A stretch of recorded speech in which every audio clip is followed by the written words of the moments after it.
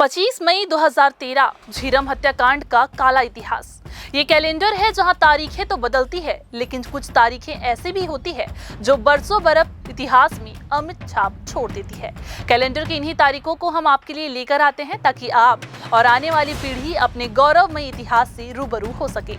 तो आज कैलेंडर में हम बात करेंगे छत्तीसगढ़ के एक ऐसे काले दिवस की जिस घटना ने पूरे देश को हिलाकर रख दिया था। इस दिन छत्तीसगढ़ में पहली बार इतने बड़े हत्याकांड को अंजाम दिया गया था, जिसमें कई बड़े कांग्रेसी नेता मारे गए थे। क्या आप जानते हैं 25 मई सन 2013 की वो शाम जहां नक्सलियों ने अपनी कायराना करतूत को अंजाम दिया था और इस घटना ने कांग्रेस पार्टी सहित देश भर में उथल पुथल मचा दी थी। आप सभी को नमस्कार के साथ एक छोटी सी गुजारिश कि आप हमारे चैनल को सब्सक्राइब जरूर करें। इस गुजारिश की आस लिए मेरा नाम है आयुषी और आप देख रहे हैं CGNN लाइव। चलिए वीडियो को शुरू करते हैं। 25 मई एक ऐसा दिन जो हर साल अपने साथ एक भीषण खूनी संघर्ष की याद वापस लेकर आता है। देश के सबसे बड़े आंतरिक हमलों में से एक झीरम हत्याकांड।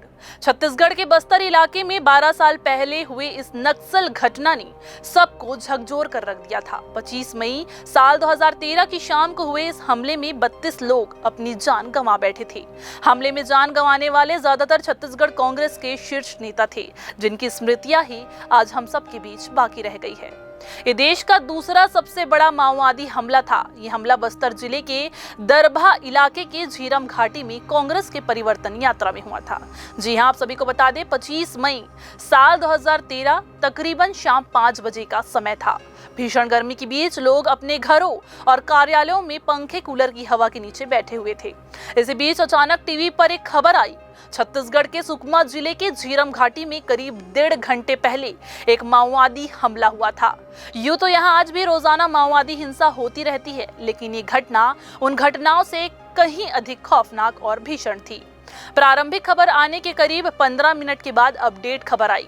इस खबर में बताया गया कि माओवादी हमले में बस्तर टाइगर के नाम से मशहूर कांग्रेसी नेता महेंद्र कर्मा और नंद कुमार पटेल सहित कई बड़े नेता लोग मारे गए हैं और विद्याचरण शुक्ल की हालत फिलहाल गंभीर है। इसके बाद धीरे धीरे खबर का दायरा बढ़ने लगा। रात करीब 10 बजे जब ये जानकारी आई कि हमले में कुल 32 लोग मारे गए हैं, तो लोगों को इस खबर पर भरोसा कर पाना भी मुश्किल हो रहा था। एक एक करके घटना में मारे गए लोगों के नाम सामने आने लगे। इनमें वे नाम थे जो उस वक्त छत्तीसगढ़ प्रदेश कांग्रेस के पहली कतार के नेता थे। ये देश के इतिहास का दूसरा सबसे बड़ा नक्सल हमला था। जी हां, नवंबर साल 2013 में राज्य में विधानसभा चुनाव होने थे। आपसी अंतर्कलह की उबर कर एकजुटता दिखाते हुए कांग्रेस राज्य में परिवर्तन यात्रा निकाल रही थी। इस यात्रा में तत्कालीन प्रदेश कांग्रेस के सभी वरिष्ठ नेता भी शामिल थे। अलग अलग इलाकों से होते हुए कांग्रेस की ये यात्रा नक्सलियों के गढ़ से गुजर रही थी। 25 मई को प्रदेश कांग्रेस के तत्कालीन अध्यक्ष नंद कुमार पटेल, उनके बेटे दिनेश पटेल, दिग्गज कांग्रेसी विद्याचरण शुक्ल, बस्तर टाइगर महेंद्र कर्मा और बहुत सारे नेताओं के साथ यात्रा पर थे। सुकमा जिले में एक सभा के बाद सभी नेता सुरक्षा दस्ते के साथ काफिला लेकर अगले पड़ाव के लिए निकले ही थे। काफिले में सबसे आगे नंद कुमार पटेल, उनके बेटे दिनेश पटेल और कवासी लखमा सुरक्षा गार्ड्स के साथ आगे बढ़ रहे थे। पीछे की गाड़ी में मलकीत सिंह गैदू और बस्तर टाइगर महेंद्र कर्मा सहित कुछ अन्य नेता भी सवार थे। इस गाड़ी के पीछे बस्तर के तत्कालीन कांग्रेस प्रभारी उदय मुदलियार कुछ अन्य नेताओं के साथ चल रहे थे। इस काफिले में सबसे पीछे वरिष्ठ कांग्रेसी नेता विद्याचरण शुक्ल, NSUI के 2 नेता देवेंद्र यादव और निखिल कुमार के साथ थे। जी हां, काफिले में करीब 50 लोग शामिल थे। दोपहर 3:50 पर जब ये काफिला घने जंगलों से घिरी झीरम घाटी पर पहुंचा, अचानक दोनों ओर से गोलियां चलने की आवाज गूंजने लगी। काफिले में सबसे आगे चल रही गाड़ी को नक्सलियों ने पहला निशाना बनाया। इस घटना में PCC के तत्कालीन अध्यक्ष नंद कुमार पटेल और उनके बेटे दिनेश की मौके पर ही मौत हो गई। इसके बाद गोलियों की आवाज झीरम घाटी में गूंजने लगी। करीब 1 घंटे तक गोलियां बरसती रही। मौत का तांडव जारी था। एक के बाद एक काफिले की गाड़ियां इस गोलीबारी के जद में आती रही। घाटी के दोनों ओर ऊंची पहाड़ियों में चढ़कर सैकड़ों नक्सली अंधाधुंध गोलियां बरसा रहे थे। करीब 1 घंटे के बाद गोलीबारी बंद हो गई। अब तक मीडिया के जरिए ये खबर पूरे देश में फैल चुकी थी। सुरक्षा बल मौके पर पहुंचे तो दूर दूर तक सिर्फ लाशें बिखरी पड़ी थी।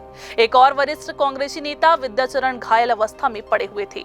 महेंद्र कर्मा, नंद कुमार पटेल, दिनेश पटेल, उदय मुदलियार सहित कई बड़े नेता हमले में मारे जा चुके थे। टीवी और न्यूज पोर्टल पर उस भयावह मंजर की तस्वीरें अब नजर आने लगी थी। देर रात तक पूरे राज्य में शोक की लहर दौड़ पड़ी। घटना की पूरी कहानी अब स्पष्ट हो चुकी थी। किसी ने अंदाजा भी नहीं लगाया था कि छत्तीसगढ़ में माओवादी इतनी बड़ी घटना को भी अंजाम दे सकते हैं, लेकिन ये एक कड़वी सच्चाई थी। घायल विद्याचरण कोमा में रहने के बाद करीब 2 माह के बाद इस दुनिया से चले गए।